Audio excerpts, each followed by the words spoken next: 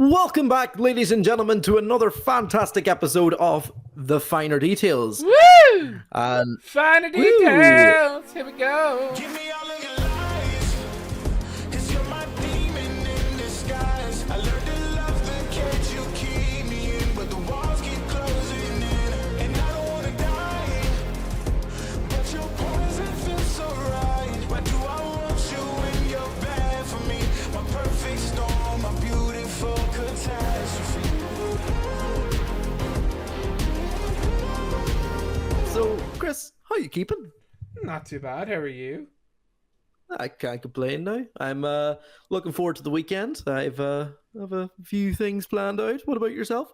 My weekend is a mess at the minute, so I have no idea what I'm going to be doing, but we'll figure it out. We'll figure it out. We'll play it as we go. So, look, we'll not keep you too long this time, ladies and gentlemen, because Chris and I, if we sort of put ourselves in check here to make sure that we keep things more condensed and more streamlined for you guys, so that you aren't listening to us talk a pile of shite. Yeah. But in today's episode, we're basically going to be discussing reality TV, and specifically, as we all probably know, well, probably most of you know, or maybe just none of you know, I'm not too sure. But as we all know, that Love Island came out there yesterday with the premiere with Love I didn't Island know All that. Stars, I should say. You didn't know that. Do you not watch Love Island, Chris? Pile of shite. No, absolutely not. Jesus you know, I'm Christ. actually- The one time I've actually sat and watched an episode of Love Island, I was in Manor Hamilton.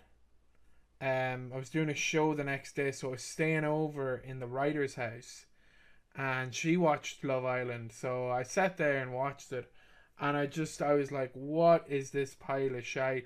Like, there was a load of lads climbing fucking towers and getting water sprayed on themselves, and I was like, Jesus Christ, is this really what we've come to watch? Now, that was about 7 years ago at this stage, so I can't imagine it's gotten that much better, to be honest with you, because all reality TV seems to be going downstage. I mean, even I'm a Celebrity this year was fucking dog shit, and I normally would say I'm a Celebrity is okay. Yeah. Yeah. But yeah, exactly. Like, and look, I'm completely in the same boat with you. I don't really watch Love Island. In fact, I used to work, as you know, in a restaurant, Martha's Vineyard, Brunswick Yes. Movie Bowl and Dairy. And the girls, I worked with a lot of girls, and they all ate this shit up. Like, and I'm like going, why? I watched it a few times. In fact, this is how popular it is with I'd say the female and the LGBT community, right? Love Island in particular, that the place where I used to work used to do a live screening of the finale and still does. So every time there's a Jesus. finale, there is literal businesses like cinemas that can do live screenings of the ending, like the big What finale. the fuck? And that just twists the gears don't spin for me now on this one, and I can't really understand it. But the one thing that I can understand is maybe more towards what we kind of like about it. So one thing that I want to talk about is probably the difference in Love Island's reality TV style and probably the other ones. Like, as you know, you mentioned there perfectly, I'm a Celebrity. So they get like actual, like, you know, C-lister celebrity status They guys used to in. get decent celebrities, but like, yeah, You even that's do. gone downhill. Yeah, you're right. And to speak of I'm a Celebrity, because one of the Osbournes was on it, you have the Osbourne family reality TV show back in the 2000s. Mm-hmm. So, and then Which I'm not even going to talk. shows like the Kardashians and that would definitely not exist without. Exactly, you're totally right. So there seems to be three different elements of like reality TV. And then, sorry, I completely forgot to mention, because I've actually put myself in for this. I don't even think I'm allowed to say it, but fuck it. So I put myself in for the Squid Game reality TV show. I love that. Have you watched that? No, not at all. No, it's so good. It's so good. It's so good. So the one thing that I noticed is this was back in like 2023 as well, maybe 2022, late 2022, 2023. If you remember correctly, like there was a period of time where Netflix was a bit like under scrutiny with the prices and things like that, and the lack of like original content being developed by them, because they sort of pumped all their money into producing this slop of reality TV. Do you remember that period of time where you could go on any of the browsers and all you seen was the same crap, like blind dates and dance competitions, and like things like that? Well, that's the thing, is it's cheap to produce, and would you believe it or not, it's probably like the biggest like film production in Australia. And if you think about it, it makes a lot of sense. Like, you have MasterChef Australia. Yeah, there's always an Australian version. Married at First Sight Australia, but it's always the Australian version does so much better, and that's because the government of Australia actually get a good cut out of it, and the networks are able to get kind of good money for doing reality TV. Yeah, the expenses are quite low. Like I remember, but they also reading get like somewhere that tax breaks for doing reality TV over there, I believe. Do they? I believe so. I think that's why it's so popular. Yeah, well, that would make sense. Yeah. One of the wild things is though is that they do it a lot better. Like, even the I'm a Celebrity, Get Me Out of Here in Australia is just far better than the UK version. Even especially when COVID was happening, it was so funny, because that's when I found out about the I'm a Celeb Australia. And like, obviously we have Ant and Dec, and Ant and Dec are classics and all this. But the hosts of the Australian one, they have changed. But the hosts, it's quite a different way they do it, but it's actually still quite good. Like, they have they had Dr. Chris Brown, who he's famous for other reality shows he's a vet. So with him, a lot of what he would do is he would and then you have Julia Morris, and she's more of your big TV personality, presenter, host, whereas Dr. Chris Brown is very good in that, like, let's say they have like they will actually bring animals into the studio, like snakes and that, and he'll be like, oh yeah, this is this snake, this is all about it. And even during the trial, he'll be like, oh yeah, that's what that actual animal is doing there to them. But that's actually quite that's a different way of looking at it. It's a way that's different pretty way. smart. And his replacement, funnily enough, is currently on, or he was just on Dancing with the Stars in America. He believe he won it. He did win it, yes. Robert Irwin. Does the name ring a bell? Yeah. It's that's Steve Irwin's son. In fact, Steve Robert Irwin's Irwin son. is. So he took over when Chris Brown stepped down. His contract ended. That's what happened. Chris Brown's contract with Network 10 ended in Australia. So they managed to get Robert Irwin in to be the new co-host. Do you know what, right? If Love Island got Robert Irwin in, I'd be watching it, because I just think he's so fucking sexy. Suddenly Michael starts watching I'm a Celeb Australia. Yep, no bother. Yeah. But like, you talk about the economy element of it, like, and how much money it actually makes. Like, I think it was, I read somewhere, now don't quote me because I could be wrong, but I believe it's valued between like $12 billion and $15 billion. Yeah.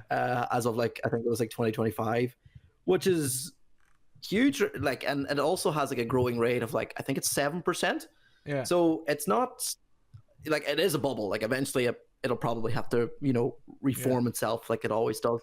But like, that's enormous. Like, and I suppose when you think on it and you ask yourself what makes it work so well, like, I remember reading this article. Wait, before we Netflix. go on, just because I know a lot, just to go back to the I'm a Celeb Australia, because a lot of our listeners, I imagine, are from the UK and from Ireland.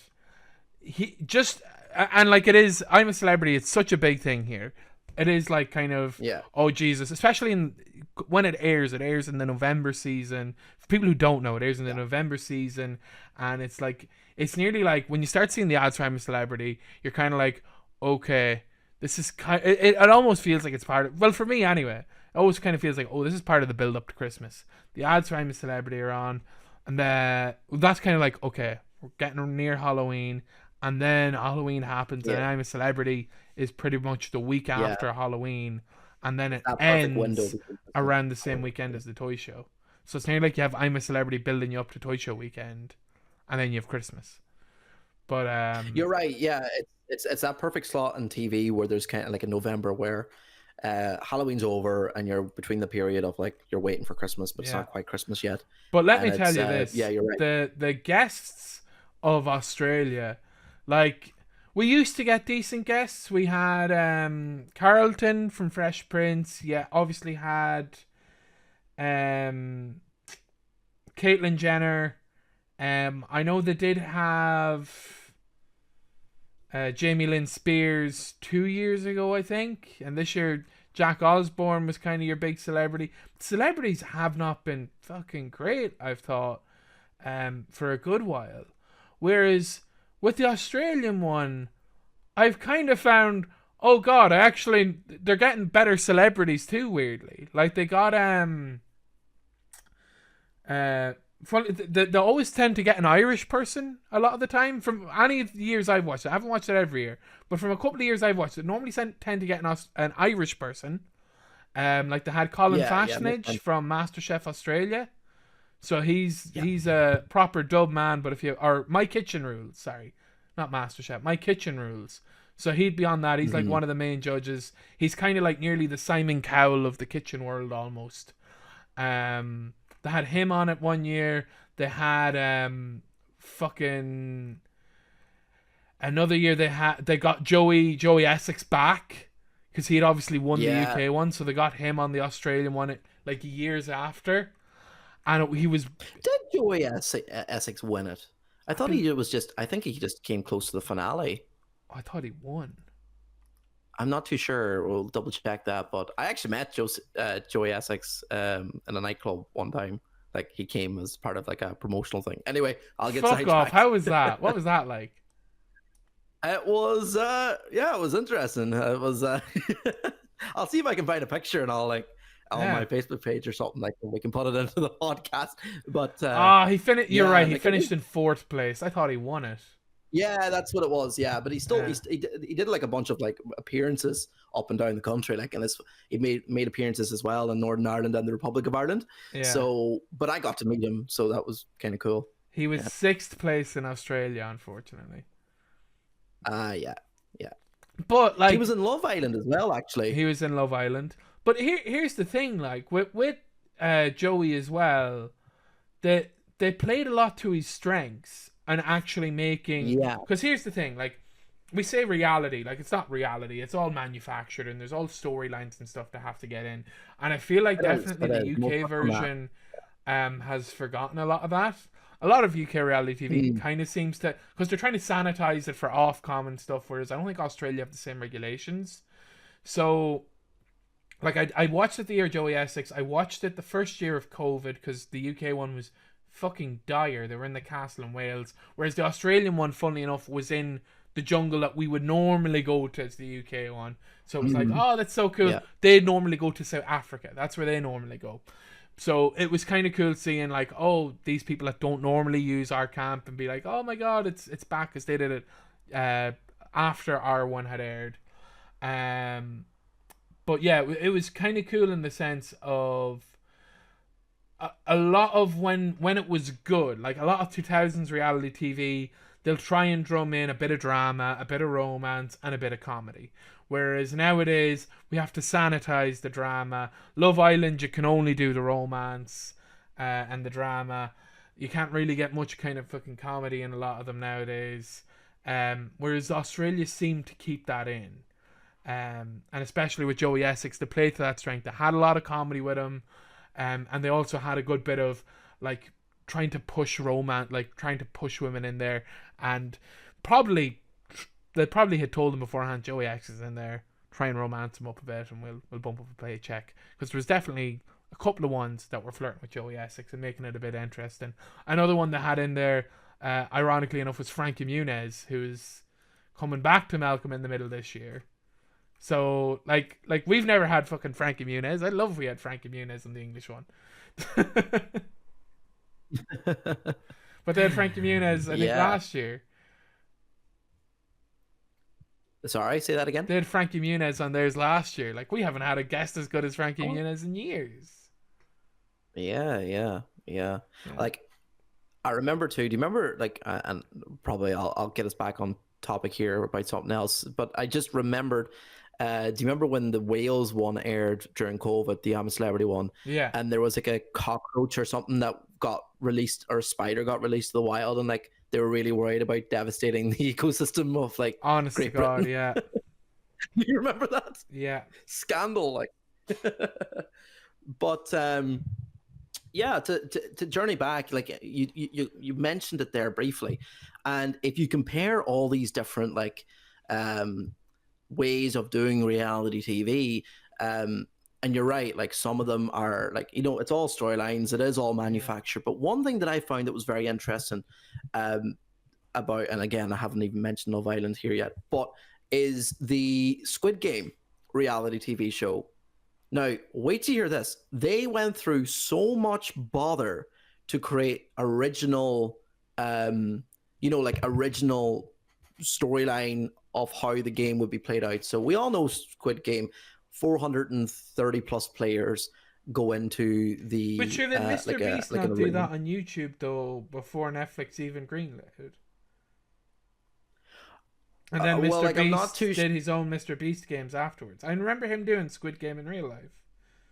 I didn't watch it. Yeah, I remember he did that for like a whole month.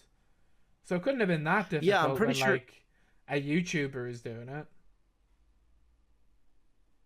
Yeah, so the one in for Netflix, I believe, started in 2023, and it aired in 2024. The season 1. Yeah. And what they did was they got like 450 plus players into the arena.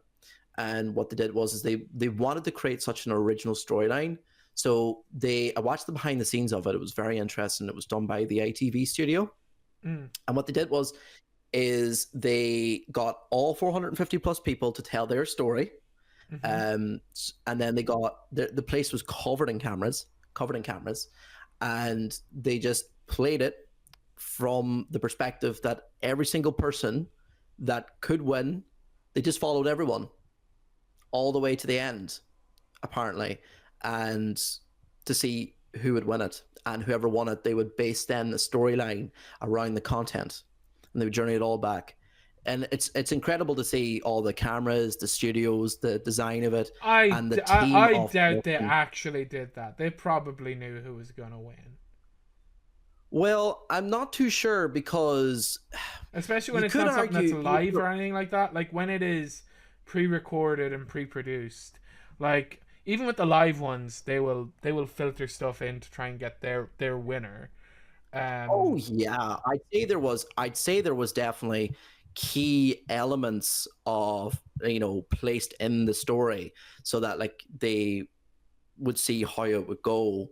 But I do genuinely believe that although there was probably some form of influence, that the actual ending would not have been able to be predicted, going by the situation of the games. Like, so I think that's pretty cool though, that they recorded everybody's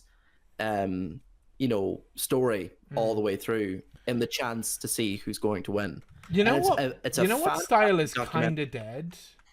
Just that we're bringing it up. Yeah. Like your reality talent shows, like your America's Got Talent, Britain's Got Talent, The X Factor. Does The X Factor still run? Is The X Factor done? No, X Factor's gone. It got a bad rap because a lot of stuff came out about it. Yeah. But at the end of the day, like, you had the X Factor and you had Britain's Got Talent. Yeah. And Britain's Got Talent and X Factor is kind of the same thing, albeit the benefit that Britain's Got Talent has is that there's more than just music. More than just singers. Yeah. So yeah, I think so America's Got basically Talent is still running, but it was very repetitive. like I don't know the whole. See, here's what I don't care about reality TV, especially not anymore, and I feel like it's gotten like, okay, it's always been bullshit. Let's be real here. It's always been bullshit. Oh yeah, it's a show. It's a show. Yeah. But it's just gotten so much more soulless throughout the years. Whereas, like, okay, let's kind of run through it here. So you've got your Love Island, the Squid Games one, that Netflix did, which again you don't even know how legit the Squid Games one is because it's not even live, and there's nobody really deciding it. But like, let's even go with like the like those kind of ones like your Britain's Got Talent and your X Factor. At least there was kind of like a storyline of, okay, we're gonna take this person, or we're gonna like take these people that don't have a chance at like being a personality and make them a personality. Whereas now all it is fucking influencers, and I don't know, like the whole kind of social media influencer aspect is just kind of taking a dump over fucking anything, in my opinion. Like even and you even have actors and all complaining about it of, oh well, you have to have a certain amount of followers before you're considered for certain roles and stuff nowadays. Well, that's kind of true. But then you also when you look at typically Love Island, and you look at the original Love Island now, you mentioned it perfectly there. A lot of them like reality shows. They look for a presence online, or they look like for models. A lot of them go to like old model agencies looking for people that like fit the prestige, and they make deals with them.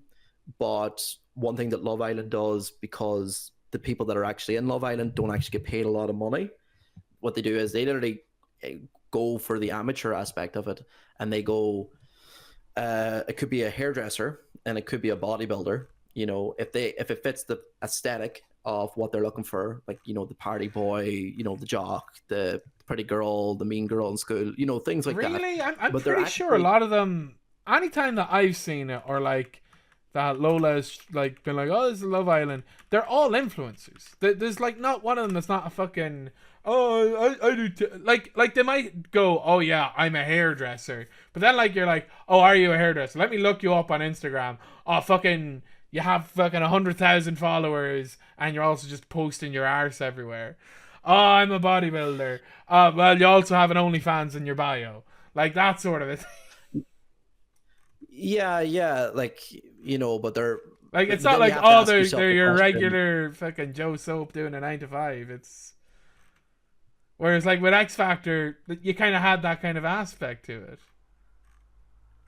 It's like, oh, well, I want to be a singer. I want to have my chance and see. Whereas now it's not oh, we're gonna give you a chance. It's not really, like, because even the people that go for the talent shows, like, or the X Factor back then, so to speak, it would have been there is people there that have a following online, and the word influencer, I think, has definitely become saturated.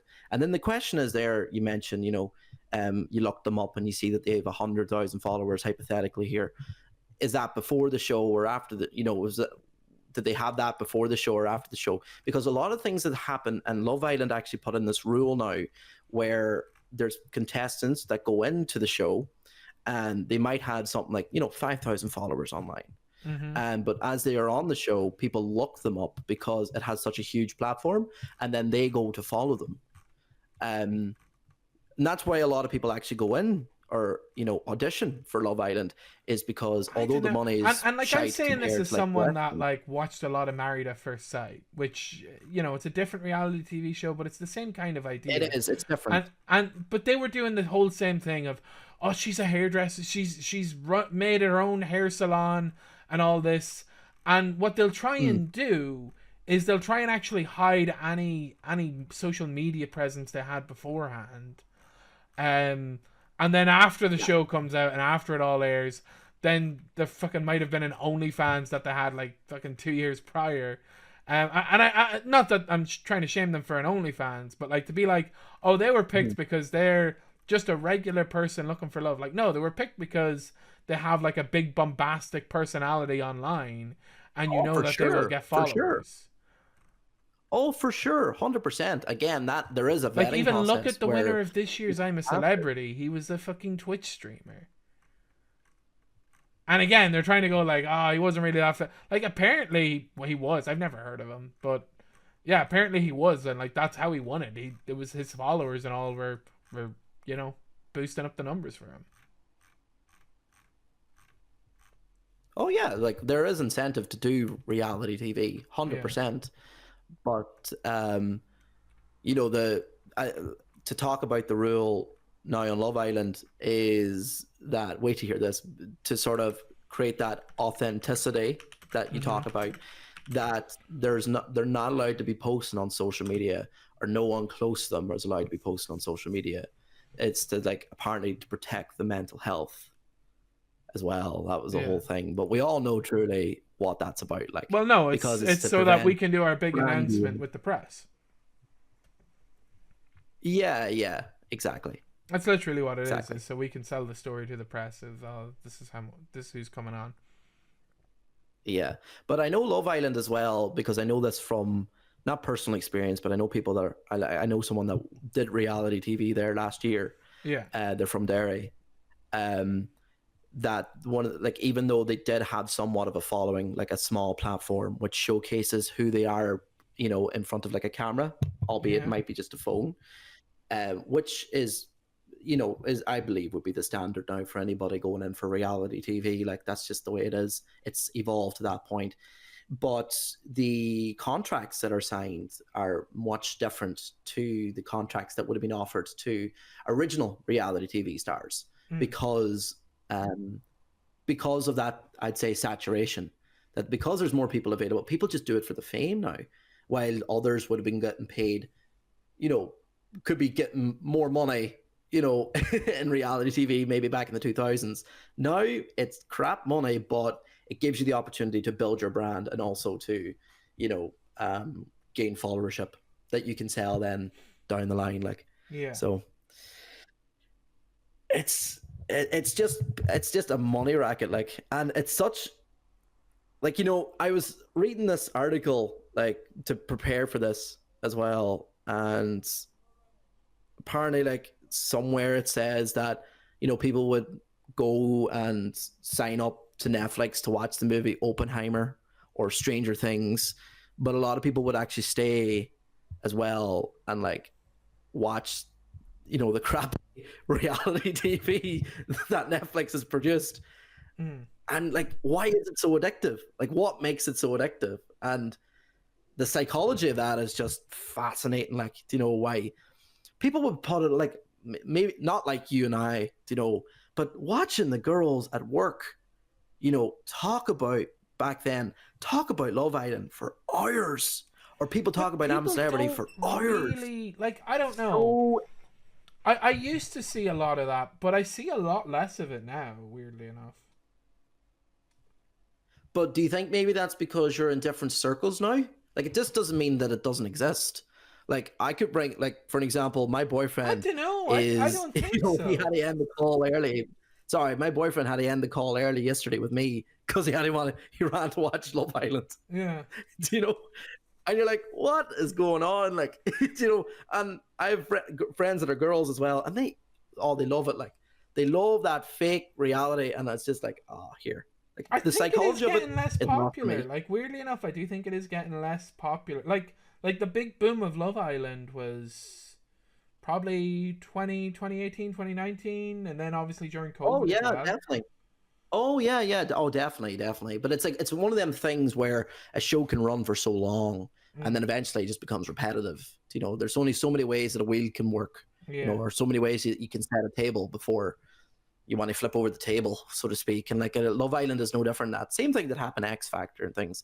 Yeah. But it'll be very interesting to see what comes next. But I do think you're right there. Like, I do think it is getting less popular. But, like, there's a show that they brought back as well, and there was a Dairy Girl in it. Oh, like, she came second or third. They brought back Big Brother there recently. If you've seen that, like, you know, so it's one of them things where a reality show can, like, you know, go out of business for like 5 or 10 years. A new generation pops up. They haven't really seen reality TV. They hear about it, you know, from previous generations, and boom, it's back on air. You know, and you're like, oh, like what? You know what I mean? Like, what are we, like, the psychology of that? I'm not too sure. Well, look, let's be real here. The best reality TV show of all time was, in fact, a little one on RT2 called Quiz Zone. Do you remember Quiz Zone, Michael? Which one was that? Quiz Zone? No, let me Google that here 1 second. Quiz Zone. Oh, Quiz Zone's class. I guarantee you, there's listeners in the audience that are remembering Quiz Zone now, and they're going, like, if they're around kind of my age, our age, they're kind of going, fuck yeah, Quiz Zone. I know, you know.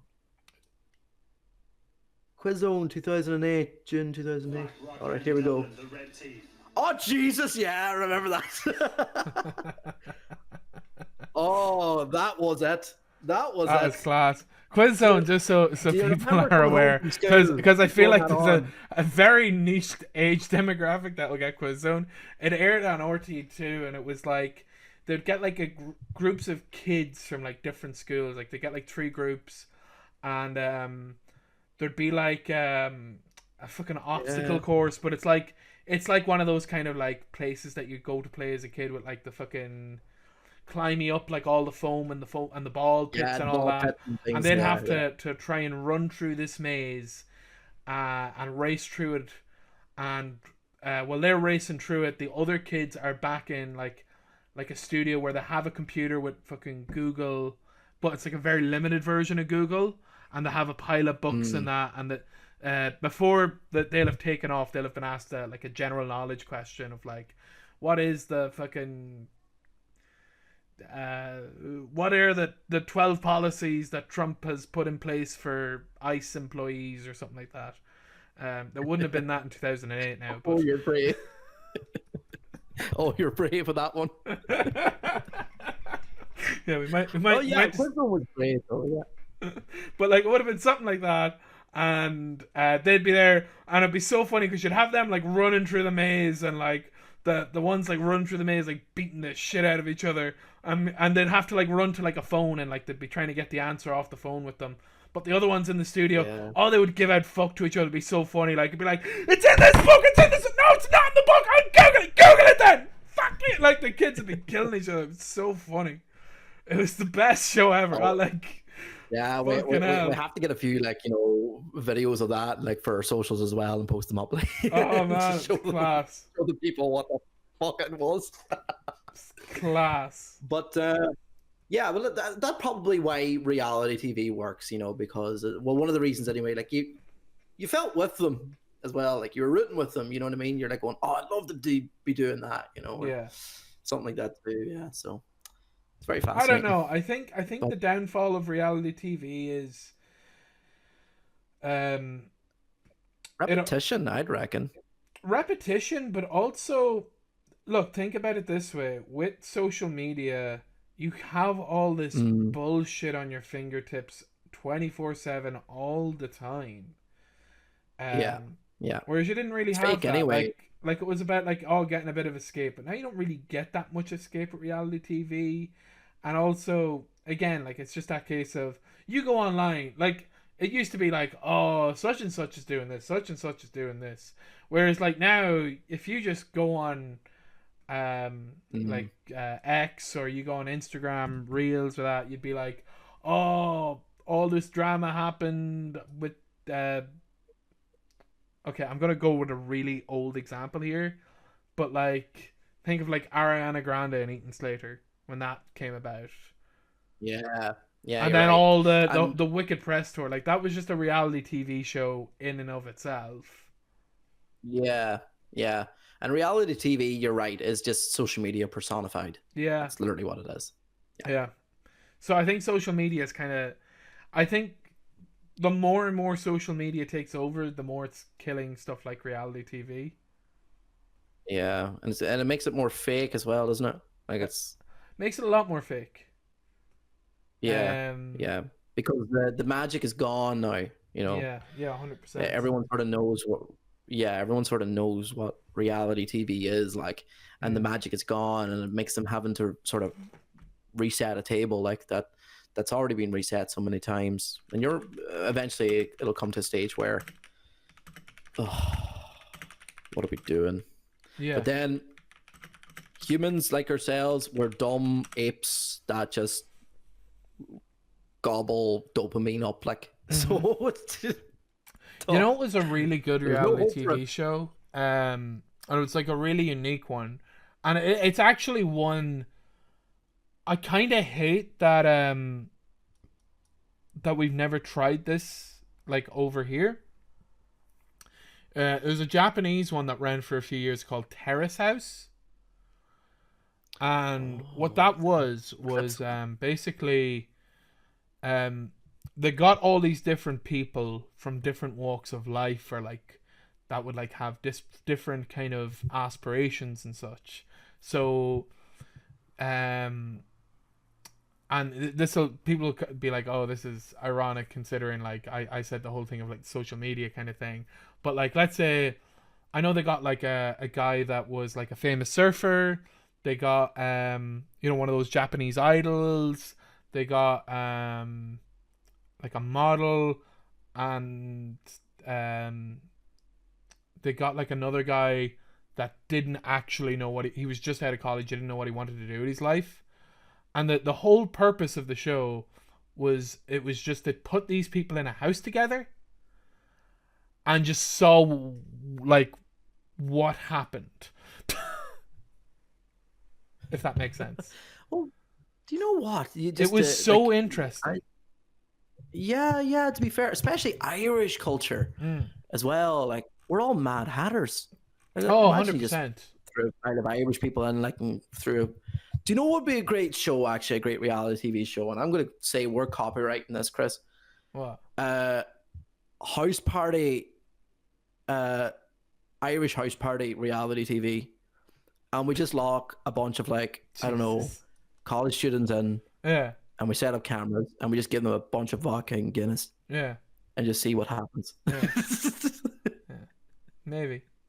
Well, what was so cool about that TV show was because they were all different ages, but then they also had all these, so it would follow them to their jobs as well. Like it would be like, okay, this is what they're doing today, and then obviously, like if you've lived in like a house with different people in college and stuff like that, and like you've obviously had it. When you come home, you're kind of like you start like trying to learn about the person you're living with, and then you start getting along with them, even if you didn't know each other beforehand. And then like I know the surfer guy left the show very early, but because him and the model had kind of started like they had like a whole night out, like, and they hooked up like a couple of weeks in, so he did like show up on the show if she was like meeting up with him, like I'm gonna go meet him, I haven't seen him in a few weeks. So it was kind of because you were kind of like, oh my god, like this is just like it was actually just reality. And even the fella that went into it that didn't know what he wanted to do with his life, I think he went through like he was like, well look, this one's a model, this one's an idol, maybe I'll try acting, I don't know that. I think in the end he just was like, I'll just be a firefighter. Something I liked as a kid. Sounds cool.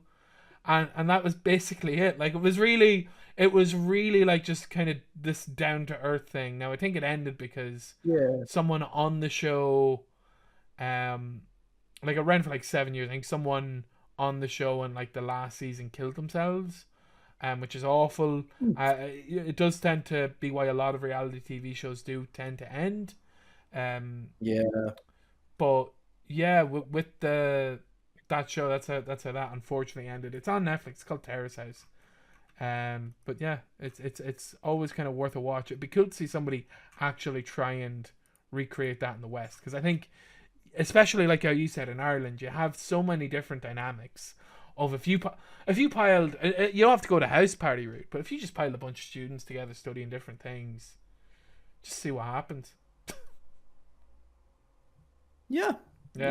Well, I don't know. Me and you have talked about it. This generation seemed to be a lot more sanitized, a lot less going out than our day. We were a lot wilder. Oh my God! What did you like? We couldn't. But now, even I know it's January, but Chris and I walked through the town there the last day, and we couldn't believe it. Like the nightlife is. We're like going, are they well? Like back in the day, like it used to be different. But hey, cost 11, COVID, you know, whatever. Yeah. Dry January. Michael's having a dry January for the next 40 years. Or before that, or if nuclear war breaks out, then I'll grab a bottle of whiskey and I'll climb to the top of a mountain and watch the fireworks. You can join me, Chris. Perfect. Well, I'm happy enough to leave it there. If you are. Yeah, 100%.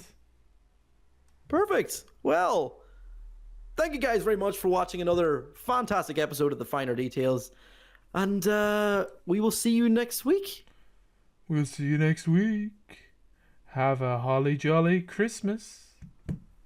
And a happy new year. Yeah. I've just dated this episode, so now people think, now people are going to think, oh my God, was this recorded before Christmas? Why did he say that? So I've just thrown the listeners off. Little did they know, this was recorded 2 days before they even listened to it. And I'm just fucking with them. Right, have a good one, Finer Details, let's go, woo!